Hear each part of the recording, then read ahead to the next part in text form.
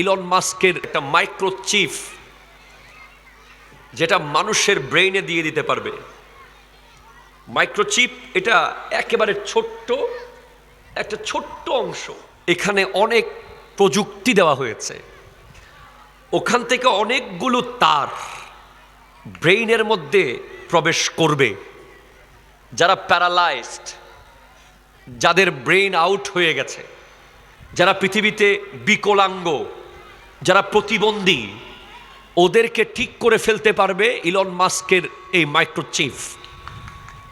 কিন্তু একটা গবেষণা দেখা যায়, এই মাইক্রোচিপ যদিও মানুষের ব্রেইনে ঢুকে মানুষের উপকার করার কথা বলছে, কিন্তু এই মাইক্রোচিপ এর ভবিষ্যৎ হলো দাজ্জালকে ইনভাইট করা। নাউজুবিল্লাহ, জোরে বলেন।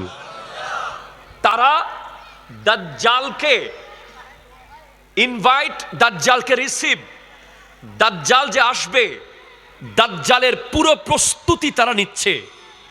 এবং সেই প্রস্তুতির অংশ হিসেবে আমাদের তরুণ প্রজন্ম বিভিন্নভাবে জড়িয়ে যাচ্ছে। আজকে দেখেন, আপনি আর্টিফিশিয়াল ইন্টেলিজেন্স এআই, আপনি একটা কথা বলেনই নাই, হুবহু আপনার ভিডিও বানিয়ে মনে হচ্ছে আপনি বলতেছেন। আপনি এক জায়গায় জানি নাই, আপনাকে এআই সুন্দর করে ওই স্টেজে বসিয়ে দেবে।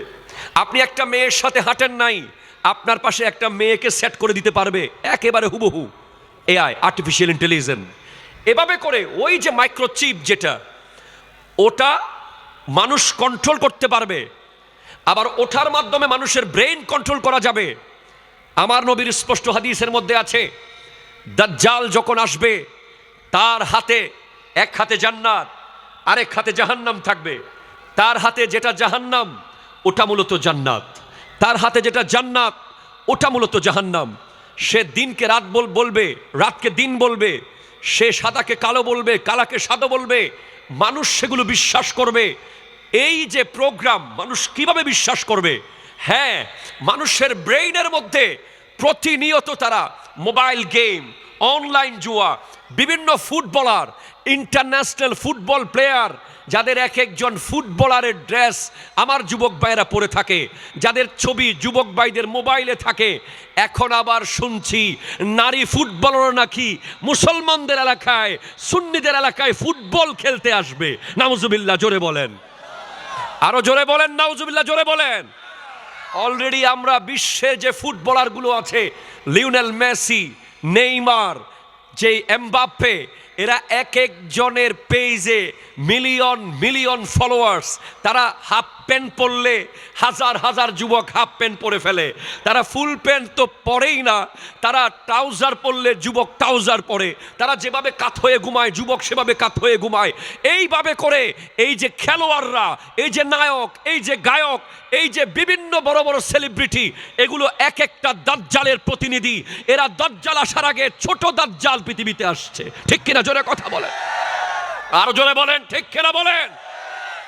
আজ আপনি দেখেন, হাজার হাজার যুবকের মাথার চুল দেখেন, যাদের মাথার চুলের মধ্যে নবীর সুন্নাহ নাই। ঠিক কিনা বলেন? তারা সেলুনে গিয়ে একটা চুলের কাটিং দিয়েছে, যেটা হচ্ছে ইহুদি এবং নাসারাদের চুলের কাটিং। আপনি আজকে দেখেন, জিন্সের প্যান্টের নামে হাজার হাজার যুবক মসজিদ থেকে বের হয়ে গেছে, যারা জিন্সের প্যান্ট পরার কারণে নামাজ পড়তে পারছে না, ঠিকভাবে বসতে পারে না, বসলে উঠতে পারে না। এরপর আপনি দেখেন, এই যুবকদের ড্রেস আপের কারণে আজ হোটেলগুলোতে, পেট্রোল পাম্পগুলোতে দাঁড়িয়ে প্রস্রাবখানা এসে গেছে। আপনি দেখেন, যুবকদের ঘরে ঘরে ওয়াইফাই কানেকশন। একজন যুবক মাত্র মসজিদ থেকে আলেম ওলামার পিছে নামাজ পড়ে, হুজুরের ওয়াজ শুনে চোখের পানি ছেড়ে আল্লাহর দরবারে কান্না করে সে বাসায় গেছে। সে তার স্মার্টফোন খুলেছে, একটা কোরআনের আয়াত দেখবে, একটা নবীর হাদিস দেখবে, একটা আলেমের ওয়াজ শুনবে। সেখানে এসে যাচ্ছে অশ্লীল বেহায়া ছবি। ঠিক কিনা? জোরে কথা বলেন। এইভাবে করে সারাক্ষণ মুসলমান যুবকদেরকে ভয়ঙ্কর এক পরিণতির দিকে নিয়ে যাচ্ছে এই ইহুদি নাসারাদের প্ল্যান। আপনি চিন্তা করতে পারবেন না।